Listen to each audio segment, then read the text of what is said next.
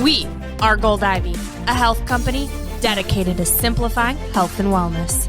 Tune in as we search to find the deep, real, and raw truth. We're here to talk big, no room for small talk. It is our mission to inspire, seek growth, simplify the action steps, and build confidence. You decide what works for your daily life and how to transform our lessons into your gold. Are you ready to step into your power? Now is the time. Join us on the fearless pursuit of self-discovery and growth. This is Ivy Unleashed, a Gold Ivy production.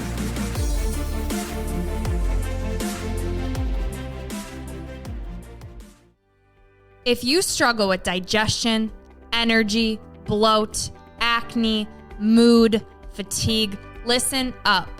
I spent 4 years, 50 plus doctors, and tens of thousands of dollars to heal my gut so you don't have to. I've created the what to do guide I wish I had before spending years navigating the overwhelming amount of information and conflicting doctors' opinions out in the gut health world. My help, I can't figure out what's wrong with me. The How to Heal Your Gut Starter Kit is now available, and the response to it online has been incredible. On top of what I wish I would have known, I also wish this information would have been easily accessible for me.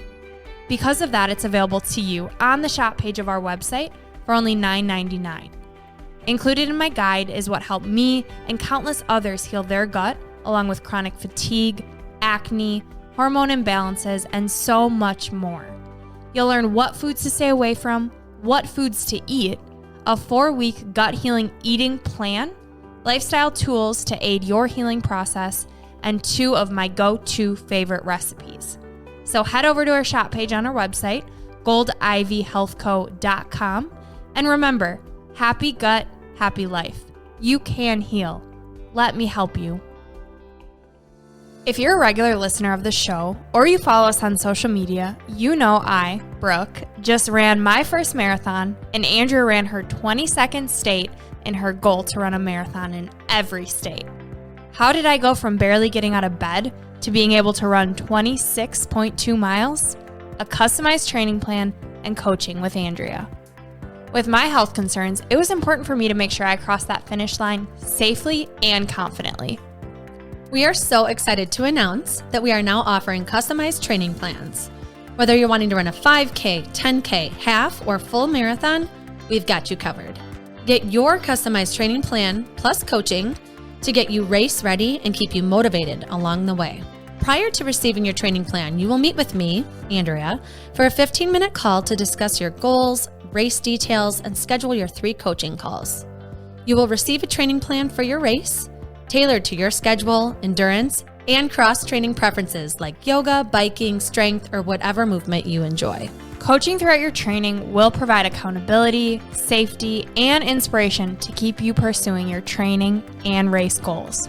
With Andrea, you will connect your mind and body to maximize your race experience.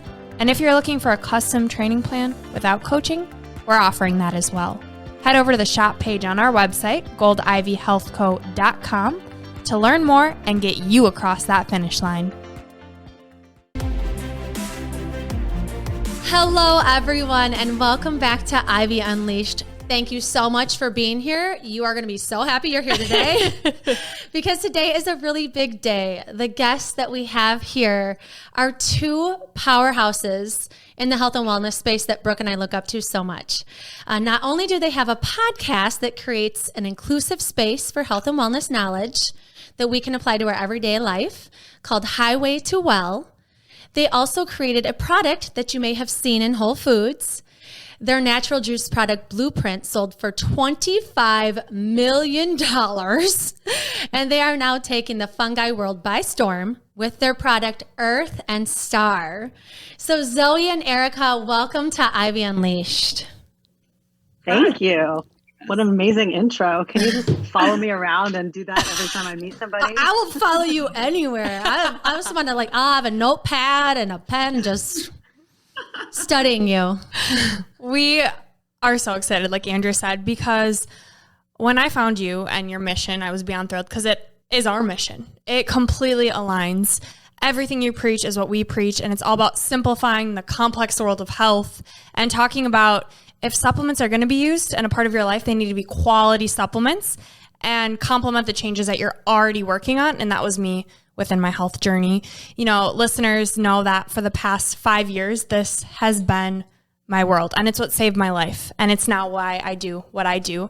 And so Zoe and Erica, I would love to know the why behind the work you do. Well, thank you again for such a lovely introduction. And we really appreciate everything that you ladies are doing as well. I think, you know, we've had our own individual health journeys through, you know, some things that are a bit more sort of standard and common. Zoe has 2 children, and she's gone through the kind of, you know, the whole experience of motherhood and you know, conception and all of that. And you know, I don't have children. I've had my own health journeys with, you know, some kind of surprise medical sort of wake up calls and that kind of thing. So I don't think that it's out of character to say that, you know, we're doing this based on our own experiences. However, it's also something where we're really doing what we're doing because we think that we kind of have a knack for taking whatever does exist in the wellness world that is super effective and, you know, powerful, and really trying to translate it to a broader audience outside of the wellness community. That's what we did with Blueprint. We like to say, you know, we didn't invent green juice. We just put it out in the world in a different way that made it a little bit more appealing and a little bit more palatable. And that's kind of the same ethos that we're applying to what we're doing with functional mushrooms. It's even the ethos that we applied to our podcast, which is just, look, like, wellness information should really be available to everybody. It should be completely democratic. It should not be about feeling like you know all the buzzwords and you're in on some weird little like goopy circle, you know, no disrespect. But so the same thing with what we're doing with functional mushrooms. We really do feel like they just literally help you function better, and everybody needs to know about it. Yeah, it's like a disservice if we don't tell you what's helping us. Yes. That's how I feel now with my journey. Yeah. And I think you do such a great job of that on your podcast too, of having these really well-known experts that could talk in a different language, and you make it very accessible for people to understand, to apply to their life. You both apply things to your life. And I think that's what just helps people have an example of, okay, but do I need it? Like if I'm eating really healthy, do I need mushrooms, or like, how does that work? And so I love how you break information down. It's really, really helpful. And something that I think is interesting too, is just thinking about how you two came together to create this, because I just love the story behind anything. Mm-hmm. It's so great to hear. And your lives are different. You're 2 different women, I'm sure, with 2 different passions, but you come together on this. And so how did that happen where you two kind of met, and like, how did that magic start between you two? We met the old-fashioned way in a bar back in the early 2000s, or the early aughts, some say. Yeah, we were working together at an Ian Schrager hotel. And, you know, we were slinging drinks, and, you know, Erica was interested in certain things and I was interested in other things. And at the time, that happened to be sort of raw food and this idea that you could heal yourself with food. And it was a bit extreme and very new at the time. You know, no one was using the word plant-based, let alone like, I mean, at the time, I think it was just weird enough, even if you were a vegetarian, which is so crazy to think now, because it's just like such a part of quickly becoming a part of our culture. So I was on that journey, and that was a weird duality, like just having one foot very firmly in this sort of like, I'm in my 20s living in New York City, working in the bar scene, like going to college, but I also love this whole other world that is like such a polar opposite. So it was a very interesting thing to negotiate. Eventually, I kind of went down that rabbit hole far enough where I was like, oh, this is definitely what I need to do. Like, I can't be interested in anything else more than I am with this. So at the time, I was definitely on a raw food diet for some time, but I was also like drinking alcohol. Like, you know, it was just like this very interesting mix of worlds. But I had spent some time eventually at a place called the Ann Wigmore Institute in Puerto Rico, which is like this raw food wheatgrass therapy institute where a lot of people go. A lot of people end up sort of as a last resort when they have like a terminal illness. I was the only person there who was not terminal. I was like, I just came to learn and, you know, give myself enema. My girl. It was a very intense, like 17 days. Yes, there's nothing quite as romantic as spending the evening with yourself, self-administering an enema in the bathroom of some like janky institute. I mean, the place was not exactly a 5-star resort. It was a bit like, kind of like I showed up and I was like, are we going out of business, guys? I digress. But anyway, so that experience was pretty pivotal for me personally, just in that I saw this incredible transformation happening with people and their healing journeys. I mean, people showed up with cancer and literally left without it. And so, it was fascinating to think like that this would be the last resort, and why is this not the first resort? Like, why isn't this just how we live, but maybe a little bit more dialed down, like not quite so extreme. Like I don't have to go to an island and like cut myself off from the rest of society. So, I mean, that was sort of the beginnings of this idea of a cleanse and incorporating raw foods and wheatgrass or juice therapy into your diet on a more regular basis and taking a more preventative approach to health. So came back, started doing some dabbling in that, still working in the bar scene. Erica and I were still friends and had our own circles. And, there was a point at which, the framework was developed and people were, sort of trying it. I had this little group of women that were wonderful guinea pigs up in Connecticut, and they kept coming back for this juice cleanse. And it's like, oh, this is really getting some traction. And I think that there's something here. And, realized that I definitely needed a partner, needed a kitchen, something a little bit more official. Time Out New York at the time, which was so popular, and I don't even think it exists anymore, does it?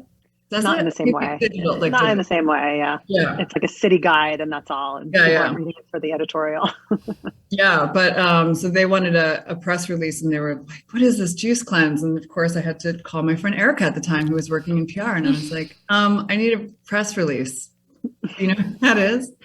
So she, so we started having conversations about teaming up, and, Erica at the time was not exactly in love with what she was doing at her PR agency. I don't think it was her true calling, but I'll let her tell that part. Yeah. I mean, that's basically it.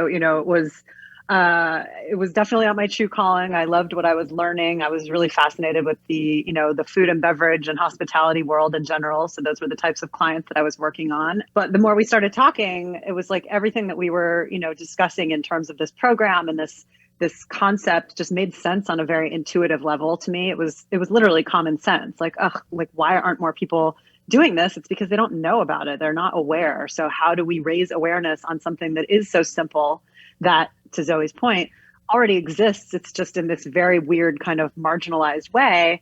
And that was, really when the light bulb went on for both of us of like, we have these complementary skill sets. We have a passion for delivering this like very important information and this very delicious and, actually easy to use product and, system.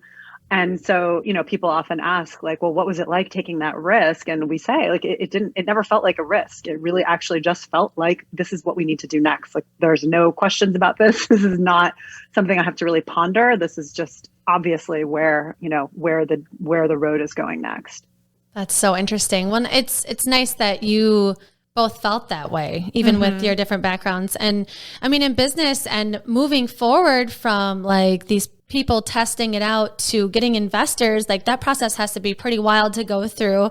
And so how was it kind of moving through those stages together with like making decisions together? And, sometimes imposter syndrome can come in, or, if people say like they don't believe in you at all, like how did you guys handle all those pieces of getting the investors? Well, to be clear, we actually never had investors for the company. We were self-funded from day one. We were cash positive from day one. Wow. The model was very unique. Everything was made to order. We kind of liken it to like a drug dealer's model. Like you're not selling anything you don't already have in hand.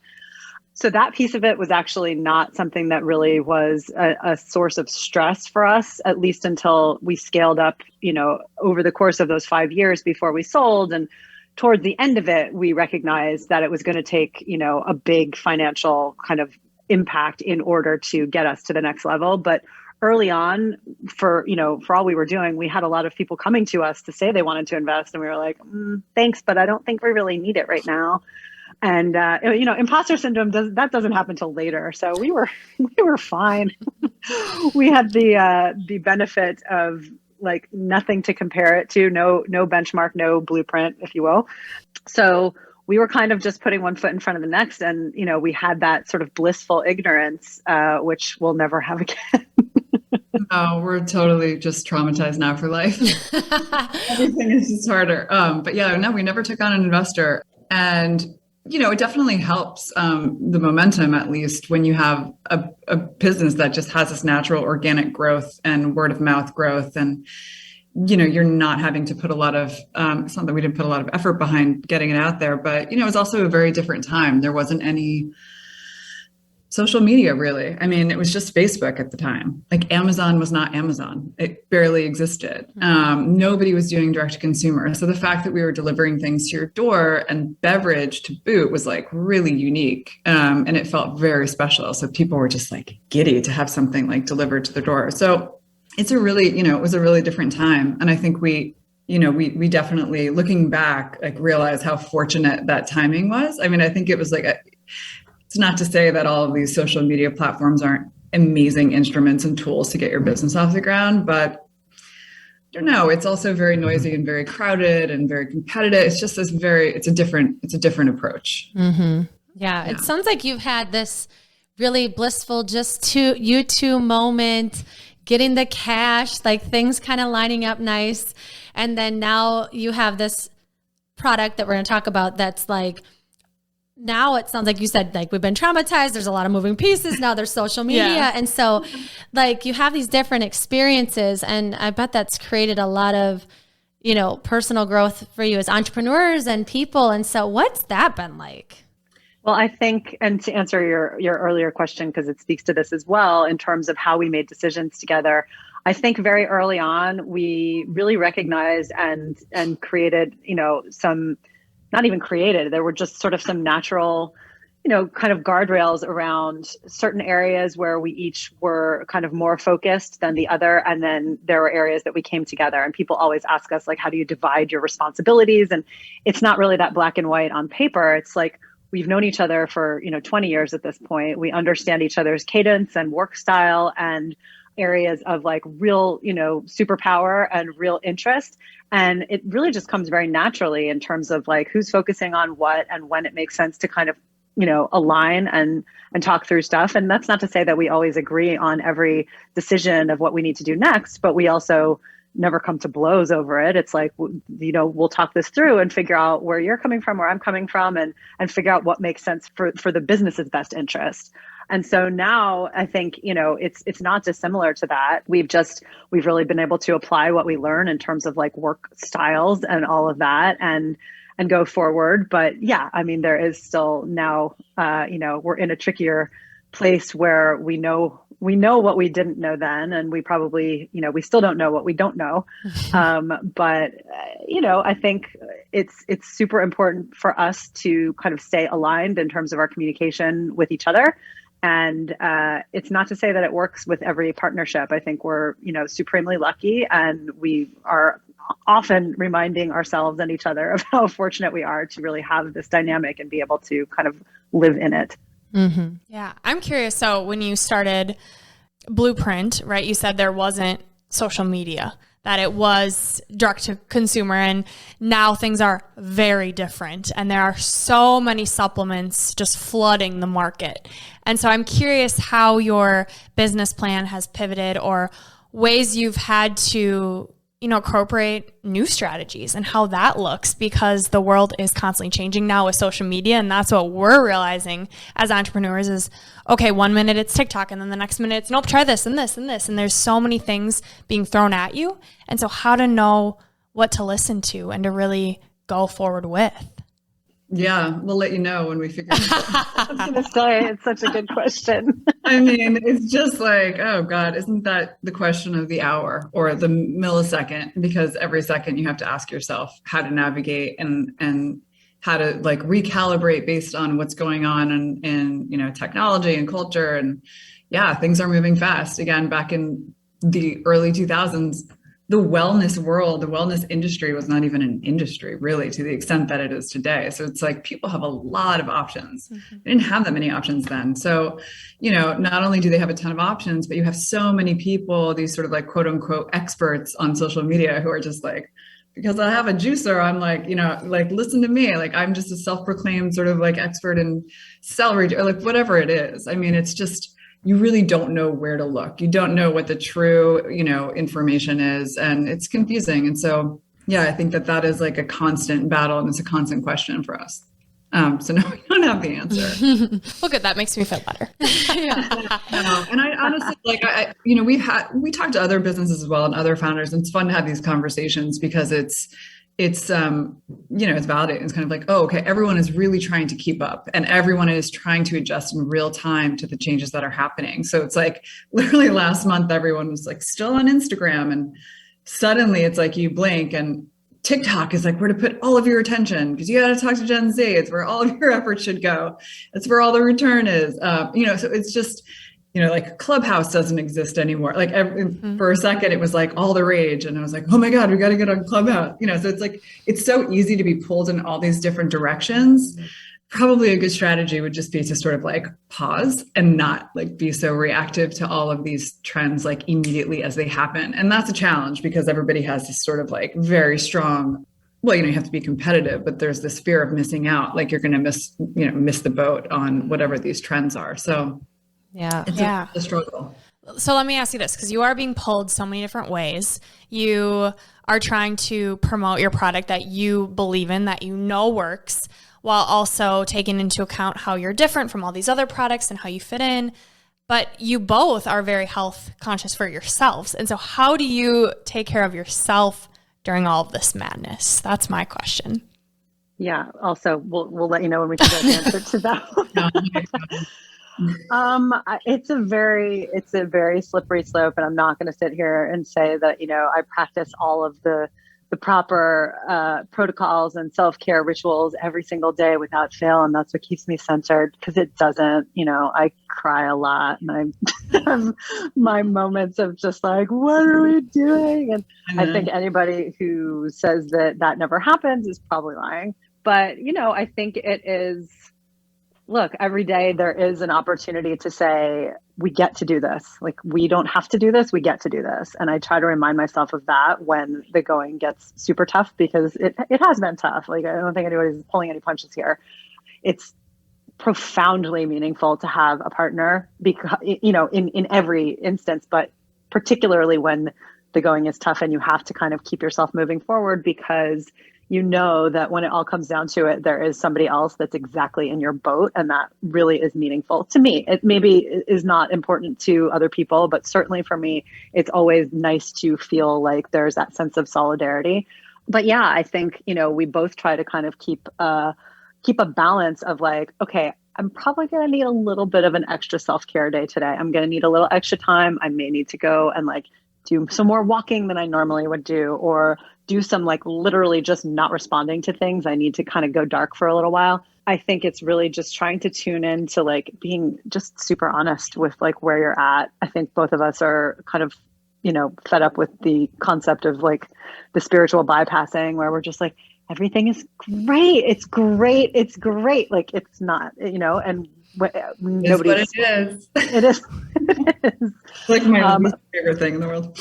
Right. But that being said, I think, we both I'm inclined towards like keeping healthier habits and eating clean and moving around and, focusing on what I can control when things are definitely feeling out of control. Love that. How about you, Zoe? I mean, it's not dissimilar. I don't have, some strict routine that I stick to at all. I mean, in fact, I get quite bored, and I find that if I try to do something like in too routine of a way, that I just like will not do it at all.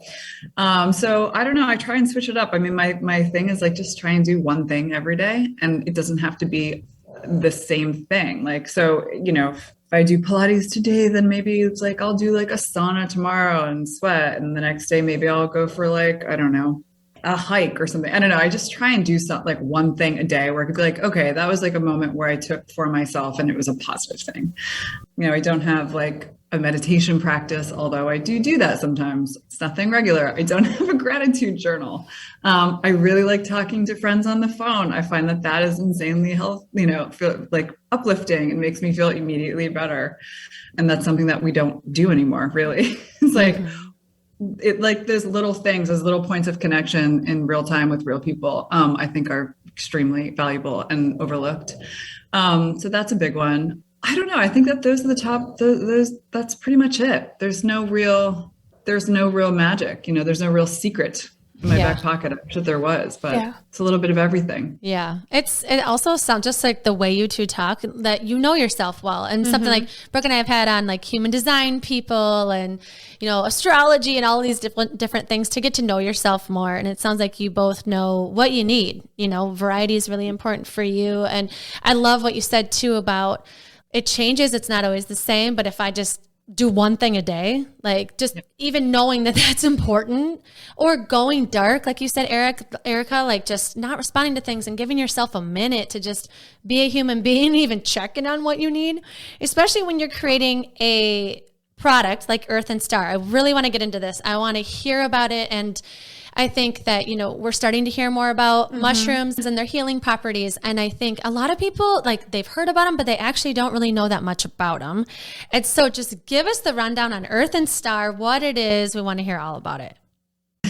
I know, it's funny. It's a confusing area, I will say. We're not, we're still also learning how to make that a very quick, digestible, bit, because it's a complicated subject. And I think for, Americans, it's even more complicated because we just aren't as familiar with functional mushrooms, adaptogens, as the rest of the world. But adaptogens, adaptogenic mushrooms, medicinal mushrooms, functional mushrooms, however you want to call them, they sort of have a few different names, are different from culinary mushrooms that you eat, like portobello, et cetera. And they're different from the psilocybin, so the trippy ones. Basically, these are adaptogens. So basically, the function is really to bring you into homeostasis. The main function across all, these medicinal mushrooms is that they are immunomodulators, which means that they're great for your immune system. They bring you into balance. So if your immune system is too high, it'll bring it down. If it's low, it'll raise it up. But they have great properties. So depending on the mushroom, they all offer something additional in addition to immune support. And we focus on a handful of them. So we focus mainly on lion's mane, reishi, cordyceps, chaga, and a few others, but they all have their own sort of unique superpower. So lion's mane is great for cognitive function. There's science that shows it wards off dementia. I mean, these are really, really powerful mushrooms that have been studied and are used often in pharmaceuticals. In fact, like 40% of pharmaceuticals are derived from medicinal mushrooms, which not a lot of people know. But if you think about penicillin, fungus. So we use lion's mane, cordyceps. Cordyceps are great for energy. They increase your oxygen uptake, great for stamina. They're associated with improving your libido oftentimes. Chaga is one of these just really off the chart mushrooms. It's actually, it's fungus, but chaga has the antioxidant power. It's like 1,000 times more powerful than like pomegranates and goji berries and blueberries combined. So it's really one of the most antioxidant rich foods on the planet.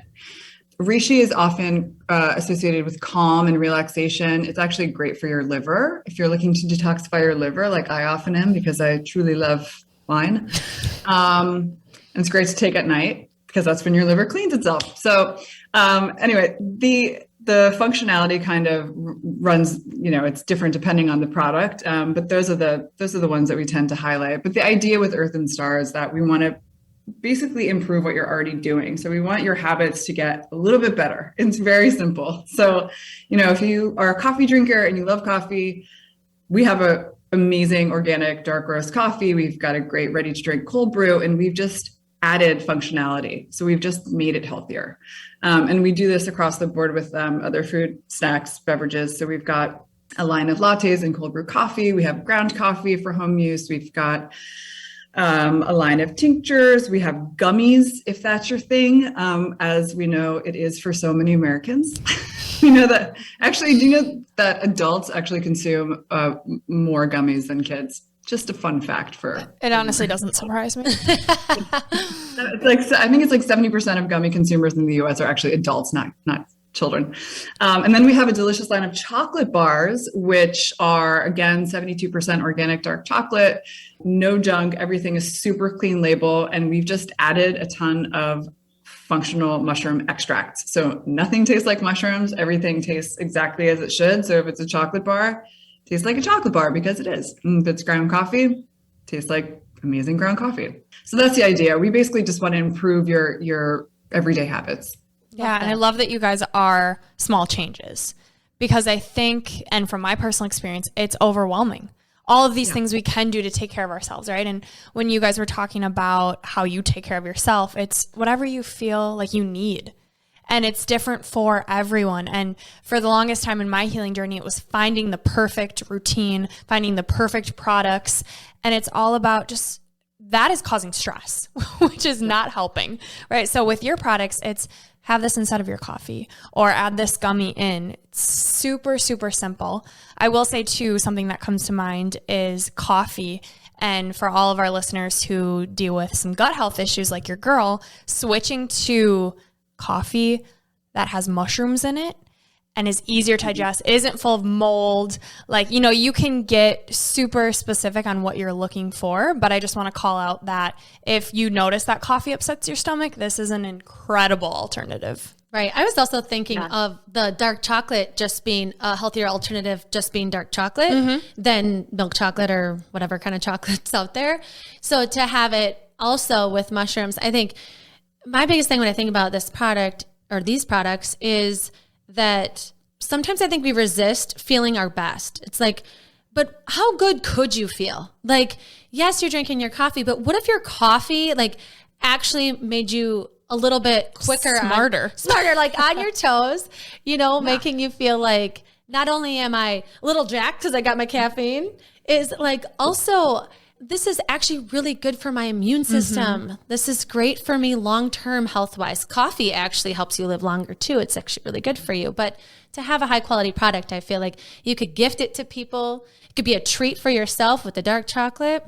Hell yeah. I'm curious what customers are saying about it. Like, what type of reviews have you heard from people who regularly use it or have just tried it and what they've noticed? Yeah, well, it kind of goes back to what you were just saying, which is like, it's a simple revelation, which is, oh my God, this is just coffee, but it's so much better than my daily, you know, what I was drinking before. And I'm finding not only, you know, am I experiencing the benefits, but I'm also just consuming less of it, because I mean, that is kind of one of the other little happy side effects of the combination of mushrooms. We also use some L-theanine in our ground coffee and our cold brew, is that you sort of feel that clarity and that focus come quicker than if you do when you're drinking just super caffeinated regular coffee and you don't have a crash, not finding yourself continuing to reach for the pot and to keep refilling and to keep refilling. Like, you know, 2 cups is really, you know, that's going to do everything that you need. And in terms of, you know, other reviews, I mean, people are obsessed with the gummies, as Zoe was saying. You know, we've created all of these like beautiful products and they're super clean label and no refined sugar. And then like at the end of the day, people just want candy. So we're going to give it to them. So people are obsessed with the gummies. Also because it's just a really quick way. I mean, the packaging is beautiful. It's nice to have it on your counter. It looks really pretty and kind of sleek. And it's 2 gummies per day is essentially your multivitamin. And it's a super, super powerful dose. So it's 2,500 milligrams of extracts, which I know you wanted to talk a little bit about, you know, kind of the integrity and making sure you know what you're getting. We're very transparent with, you know, how much we're using of everything, because we feel like it's super important for people to understand the difference between a product that says reishi and a product that says reishi 750 milligrams. Is a huge difference. So people love the gummies and the chocolate, as we're saying, like it is just delicious dark chocolate. And anybody who has a palate for dark chocolate can really understand that it's got like a super rich mouthfeel and it is not too sweet, but it's just sweet enough. And the mushroom extract add, you know, a little bit of a layer of kind of complexity and just make it that much more delicious. And yeah, I mean, people are literally obsessed with another one. The turmeric is actually a good example. So we have a turmeric latte That's just, it's a turmeric and ginger blend, very similar to what a golden milk latte is that you would see. And, more and more you're seeing it. But across the board, people are like, I have not found a turmeric latte that really meets, my kind of taste preferences until this one, because it's really the right balance of, the ginger, it's got a little bit of heat, and it's like those really warming spices. And then our oat milk is like our own proprietary recipe. It's super creamy and delicious. And yeah, people are completely obsessed with the turmeric. Super creamy and delicious without having seed oils. So I don't know if people truly realize this, but we're on a mission to explain and remind everyone that if you look at the ingredient list, so many snacks, beverages have seed oils, which are super inflammatory, like canola oil, sunflower oil, safflower oil. Like, these are not things that you're supposed to be consuming, definitely not on a daily basis. So yeah, we do not use any seed oils in any of our products. It's really, people use it because it's cheap. It helps it sort of stabilize. It gives it a creamy texture, increases shelf life. So we don't really cut any corners. And I can't talk enough about seed oils. I think do we have an episode on our podcast about seed oils? We do, but we need to have a new one. We need a new one. Yeah, we do. Okay. I'll get off my seed oil soapbox now. No, please continue. I was just going to say, I'm so happy you mentioned that, because we were telling Erica a little bit before we started recording just about our TikTok and how it's blowing up, because I've started sharing gut health tips and my journey. And one of them is switching from these nasty seed oils and why they're bad to olive oil and other options. And I think what I found with just interacting with people online is the price, right? Either the knowledge isn't there, but all of these packaged foods, they're affordable.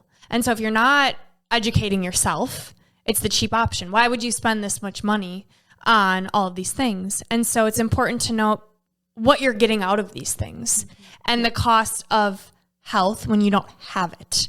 So prevention medicine, because of going thousands and thousands and thousands of dollars in debt from being sick, this is so important to me. And so if I can help people, and I'm sure you share this mission of helping yourself now before it gets to that point of really how you can feel good by making these small shifts, you need less of the product and you feel way better. Like, it is so worth the money. And so that's my soapbox is it may look expensive, any product that is deemed healthy, but here's why, because of the quality and the value and what it's doing for your health. Yeah, it's unfortunate that we as a culture just have such an issue with volume and consumption.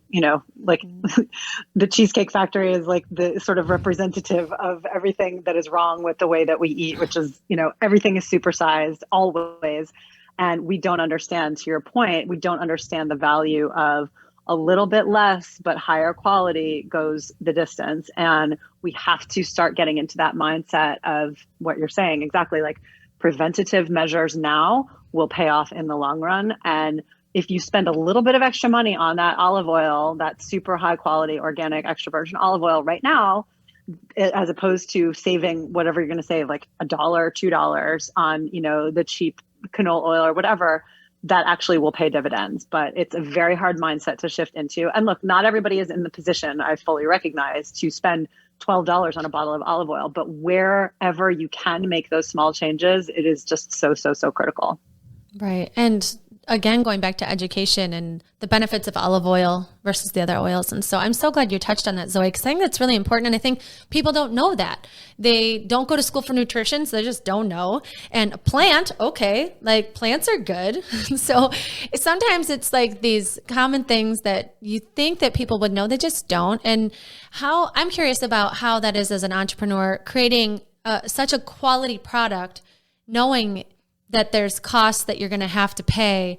Like, how do you create a quality product that you're like, oh, I want to cut costs here, but we just can't, how does that go?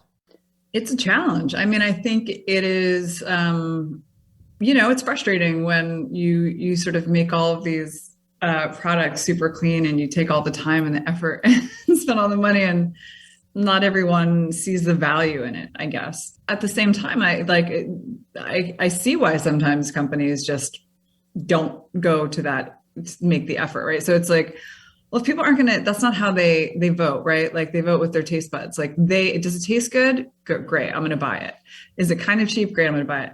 So, I mean, at the end of the day, it's people are going to give the customer what they want. So it's a tricky thing. I think it's a lot of educating. It's a lot of, messaging strategy. How do you communicate these things without feeling preachy and like, you're telling people they're doing something wrong, or like, you have to be so clean and pristine with your lifestyle and how you eat. I mean, don't get us wrong. Like, we definitely indulge and we have our vices like as anyone else. And I have 2 kids and they like frozen waffles, and I'm sure there's canola oil in there. Like, so I think, again, it's just a matter of communicating this simple message of like, here's the education, do with it what you like. If it means something to you, make a change, maybe upgrade here and sacrifice over here a little bit, just sort of like finding this balance. But I think for us, the most important piece is that people are actually aware of what they're consuming, because there's just no transparency,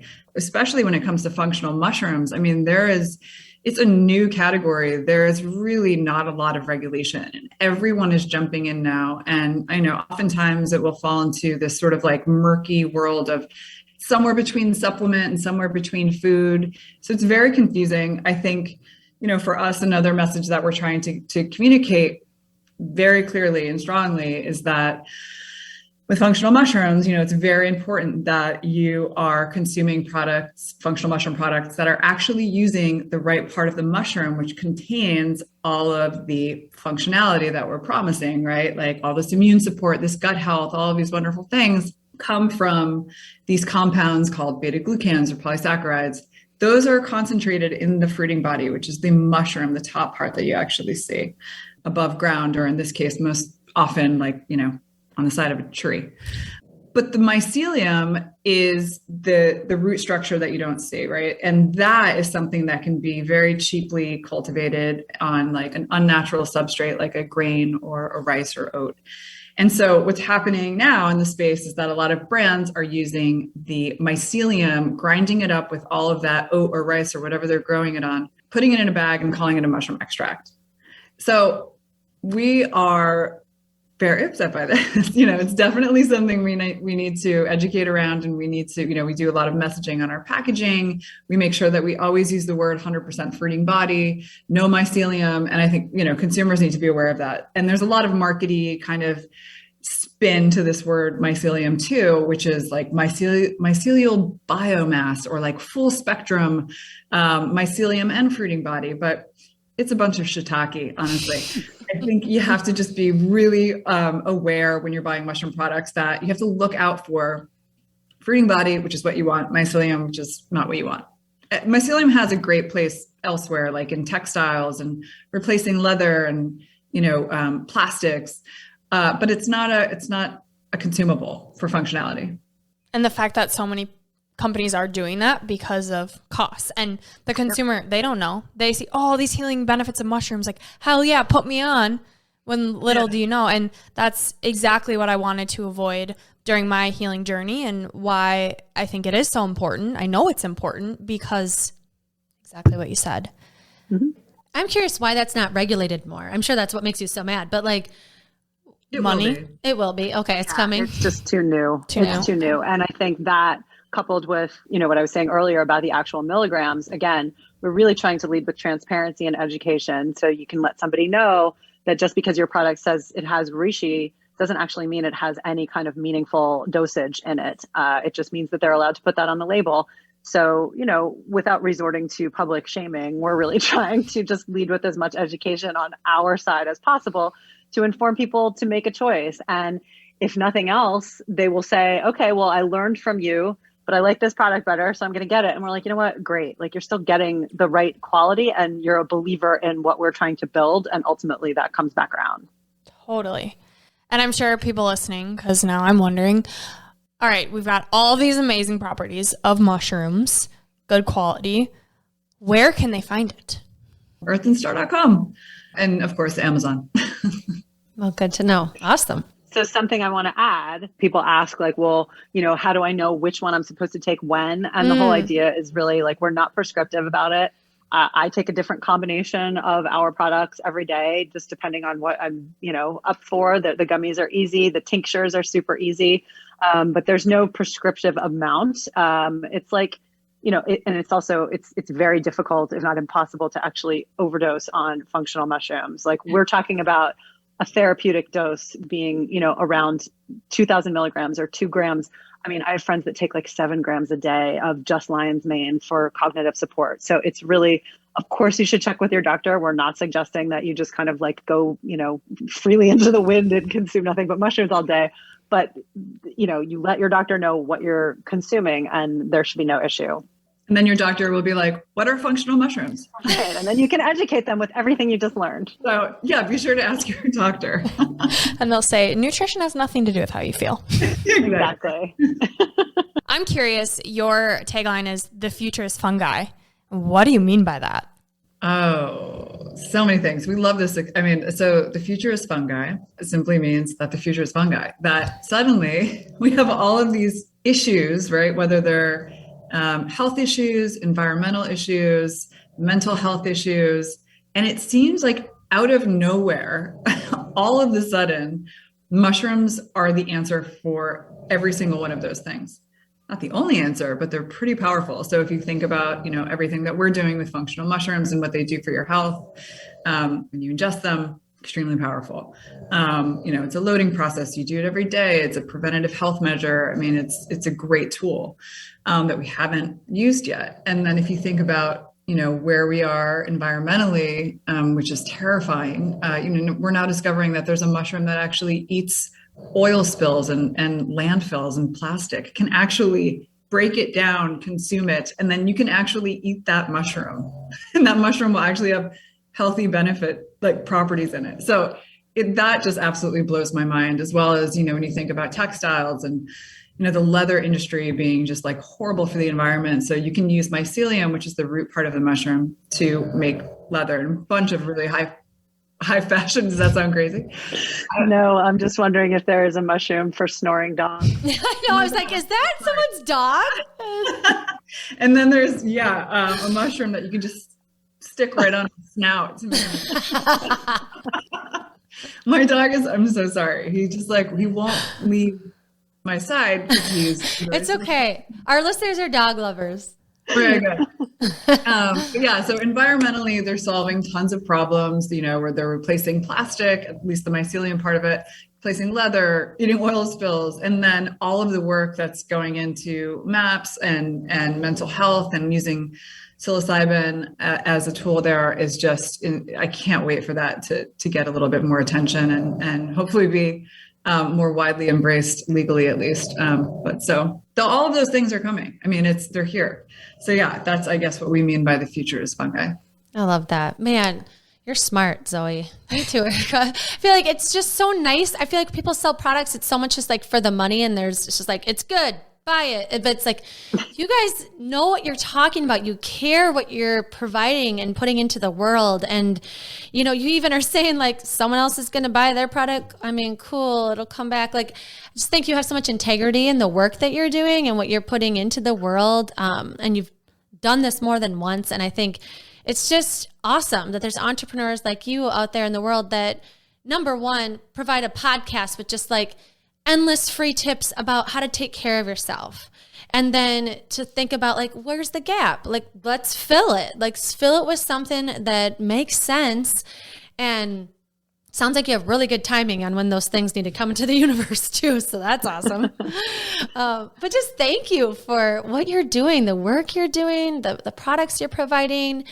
Everything is cheap and unhealthy, and it's a weird system to create what you're creating and to get into. And I bet it's super challenging. And so we're excited about what you're doing and just want to thank you for that. Thank you. Thank you. Thanks for giving us an opportunity to share it with your listeners and hope that they take something meaningful away from it.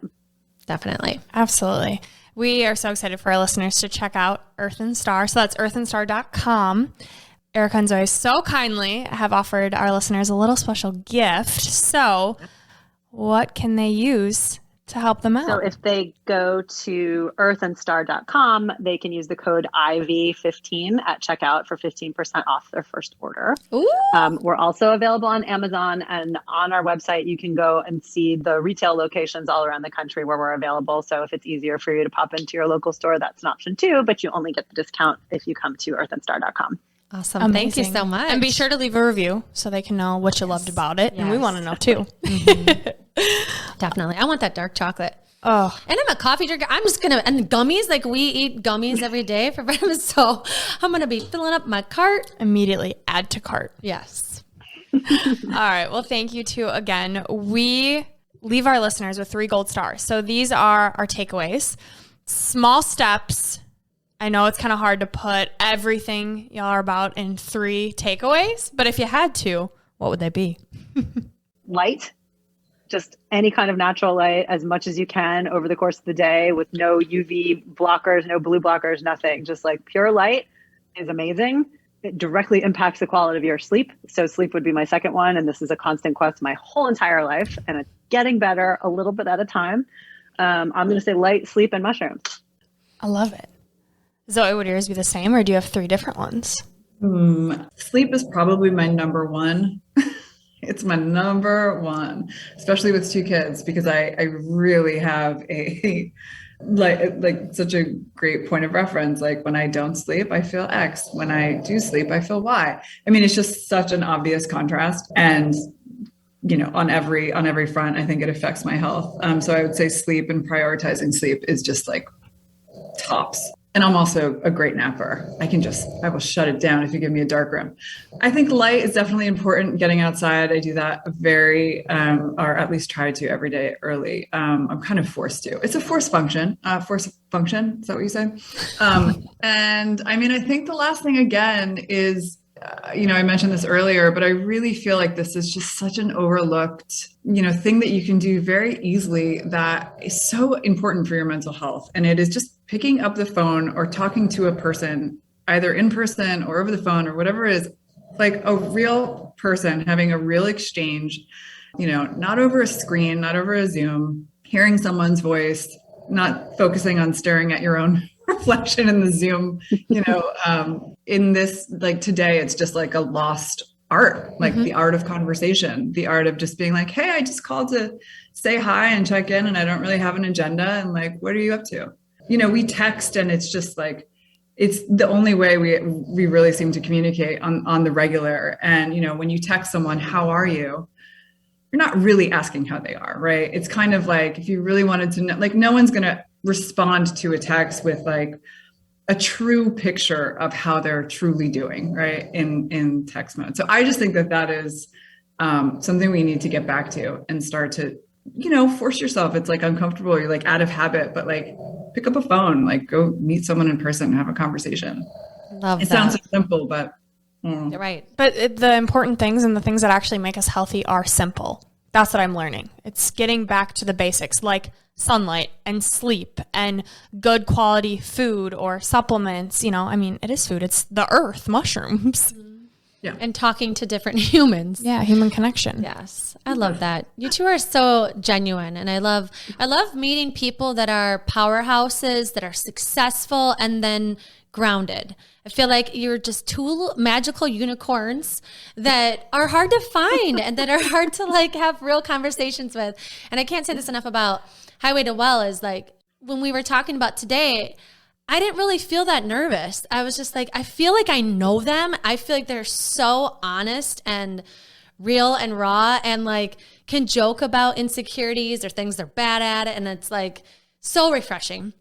So if you needed me to build you up anymore, I'll just keep going. You can call me Zoe. I'll tell you how I feel about you. tell me, how are you feeling today? But next up is Unleashing Ivy. These are 3 rapid fire questions, surprise questions. And mine goes along with what I'm already saying. And that is relationships through this process outside of your business. So family and friends, as you've created things and had to hustle or got a lot of money or all of it that comes with your territory and balancing all the things. So how have you maintained or created boundaries with relationships through this journey? Maintained or created boundaries. I mean, for me, I think, it's the combination of the journey of building the business and also going into lockdown and not physically seeing people. And then also, as I said earlier, like I'm not in my hometown right now. I'm away for a couple of months. So to Zoe's point, getting on the phone, making sure that I'm like reconnecting as often as possible. And then also setting the boundaries and saying ahead of time, like, you know what, today's not a good day for me. I love you. I will check in with you tomorrow. I think it's actually been a really great way to kind of take stock and edit a little bit. And that's not to say, you know, cutting people out of my life that just aren't like fun anymore. It's like really trying to pay attention to what I need, as opposed to, I think I have a tendency to be a people pleaser, and I'm trying really hard to make sure that like I am giving and I'm present for somebody, but I also need them to be present for me. And it's not always going to be the same every day. You know, I'm not expecting an even exchange of energy and love and attention on a daily basis, but taking stock and making sure that, you know, that ultimately net, we're both coming out feeling like there's value here. Love that. How about you, Zoe? I don't know. It's interesting creating boundaries and maintaining relationships. I mean, it's like, they shake hands. It's a funny thing. And I just think about my husband, who is a very people-pleasing social animal, who is so energized with anything social, like he energizes him. Right. And I'm that introvert, extrovert, you know, combination where it's like, I love that, but I also I find that kind of draining. I love it, but it takes a lot out of me. So I have to like also, you know, sort of like step back sometimes and fill up my cup again. And I find that, you know, more and more, I constantly have to remind myself, especially with the dynamic of my husband and I, because he's always sort of like on the go, meeting people, doing this, getting in the mix, whatever. And I'm just like, I feel like there's so much of that, like that demand on me to sort of like meet his level of participation. That is like a constant battle for me to be like, nope, you know what? I'm going to say no to that event. I'm going to say no to like going out with that person or going over that. Like, so that's a muscle that I have to exercise very regularly. And I think Erica probably knows I'm talking about because she knows my husband. So yeah, I mean, I think it's reminding myself that it's okay to just like say no, like you're not being antisocial. You're just taking a beat for yourself. And, you know, I don't like to feel like I'm raggedy and like always trying to catch up. And like, I've never given myself proper time to like saying, refill my cup, but like, I can't give you anything if I haven't filled this up. Amen. You are practicing JOMO as opposed to FOMO. JOMO. Wait, what's the J? The joy of missing out. Oh, I like it. You know what? There is sort of like a quiet confidence that comes along with that, where it's like, you know what? I'm cool. Like, it's good. I need to do me. Mm-hmm. Yeah. Yeah. Like you're saying, put on your oxygen mask first. Yeah. I'm also hearing the power of the pause, like taking a step, taking a minute and being like, what the hell do I need? Like, I'm not being intentional. I'm not being present. I'm being go. Like I'm on E. What do I need to do to take a minute? It might not be going to a party. Yeah. Yeah. And I feel like to do that takes time management, which is a learned art. And so I'm curious for both of you. That's my Unleashing Ivy question, is one thing that makes or has made the most difference for you both when it comes to time management? Great question. Thank you. Off the top of my head, I will say that I have no alerts on my phone. And that has made an enormous difference. I have no social media alerts. I have no email alerts. My phone is available to me only when I choose to engage with it, but it is not chasing me down. Love that. I literally just did that and it's so good. Okay. And Zoe? Okay, so you don't have a calendar alert on your phone? No calendars. Now she's concerned.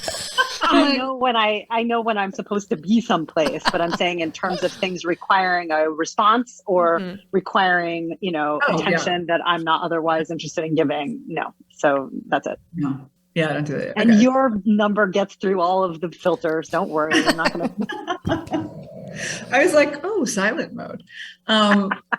I mean, for me, it's very simple. It's just like, I'm like a list maker. I have to, like, in the morning, before I get sucked into what I know is going to be the vortex of like reactive emails and like not really feeling like I have a plan that's like, okay, I need to like check off these things. Like, I'll just like, before I even go there, I'll make a list of like all the things rattling around in my brain that I know I'll forget if I don't write it down and I want to get to it at some point today. I mean, that's it. I do try and do that before I like start work or like, sit down in front of a computer and open up my inbox. But that's super helpful because I think it's very easy to get caught in this like mode of like just reacting to every single thing. And then you start working frantically, like you're in this hustle mindset, but you're not actually doing much of anything. You're just like, it feels like very busy work that's not super meaningful. So that's what I try and do. Yeah. Like we always say, run your day. Don't let your day run you. I feel like that's why I have 3 kids too. And I like getting up before them, even if it's 10 minutes, like I feel like I'm running my day. And if I wake up to a little face next to me, I feel like I'm behind the rest of the day. And I know that's a mindset thing I'm working on, but yeah, I love that.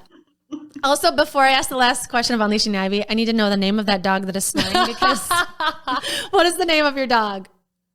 That is Irving. Irving. God, I love dog names. Irving is, I'm sorry about that, everyone.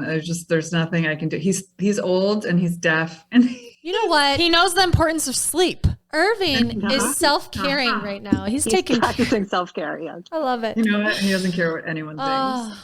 I'm a He's little got some sad. Jomo. I'm a little sad I can't see him, but it's okay. Let him sleep. Do you want me to put him in the frame? I mean, We're working on getting a gold ivy mascot. just aka don't puppy. wake him because I feel You can bad. totally, you can bark. You could actually keep him. I mean, we've had a long time. No, the snoring may interrupt my sleep, and that is something I value.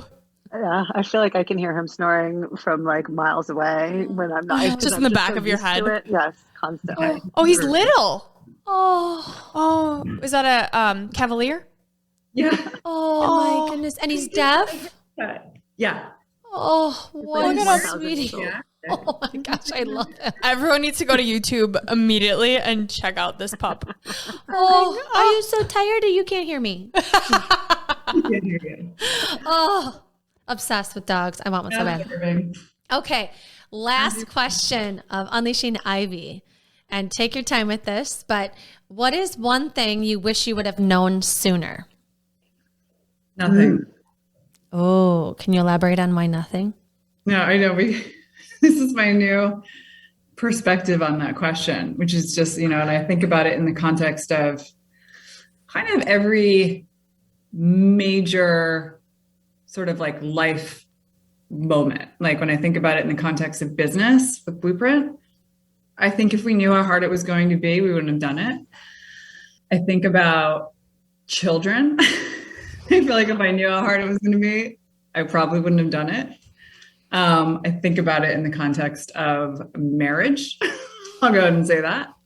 All of the things that bring me so much challenge and also so much joy, like I actually don't want to know. Don't want to know. I'm very happy that I didn't know because otherwise I wouldn't have done them. And looking back, I'm happy that I did them because they bring me all this happiness and joy, usually, for the most part. Love that. So I mean, the answer is no. I don't. I wouldn't change. I wouldn't want to look into a crystal ball there. How about you, Erica?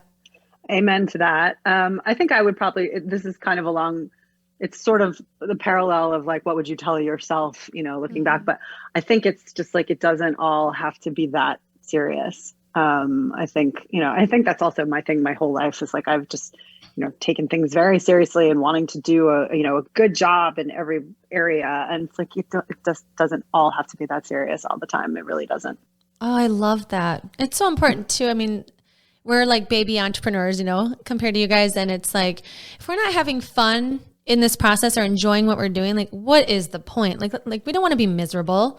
Yeah. We believe in what we're doing, but like we also need to take time to care for yourself and have fun and enjoy what you're doing. Because if you're not, it's just a waste of time. Yeah, remembering why you're even doing it. Yeah. We get so caught up in, especially when you're helping people, right? Like when your mission is greater than you. Like for me, it's helping all these people all over the world now. And I'm like, okay, I need to immediately respond and do this and do that. No, it's like, okay, take a step back. Like you are helping, you are adding value, but like you're doing this for you too. You got to have some fun. So I love that you said that. Thank you for that reminder. I don't want to let you two go. It has been so nice chatting with you. Thank you so much for your time. We know how valuable that is. We love what you're doing in the world, and it's been an honor to meet you. And just to send off our listeners with your piece of gold, Erica and Zoe, would you like to share them? Sure. I have a piece of gold that I'm not entirely sure where it comes from, but there's iterations of it in all different philosophies and whatever. But the words are: perfection is the enemy of action. What about you, Zoe? Something I've been saying a lot lately to myself and also to Erica, that I've been saying it in sort of like these like very challenging moments, which is just change is coming. And so I find that whenever I'm struggling with anything, even like a workout, I'm like, okay, change is coming. Like this is going to shift like very soon. Something's going to happen. Like in any moment of being uncomfortable or a challenge, like change is going to come. And I think that there's some relief in my telling myself that, and whether the change is going to be the change that I want, or maybe not the change that I wanted, something is going to shift, right? It's not like you're going to be stuck in this feeling or this moment forever. So it's going to shake up somehow. It's going to shake out. And I also find that using that when you're in a positive moment is helpful too, right? So when I'm like having a really sort of present moment and like, oh, you know what, this is like so awesome that I get to do this, or like I'm really enjoying this like moment with my kid, or like whatever it is, I also like remind myself, I'm like, oh, change is coming. And it doesn't take me out of that moment and turn it into something negative. It actually just makes me sort of appreciate it more in that instant. So I find it to be like a very useful statement to say to myself in pretty much any kind of like intense situation. Change is coming. This is Gold Ivy signing off. Listen to your truth and go chase your gold.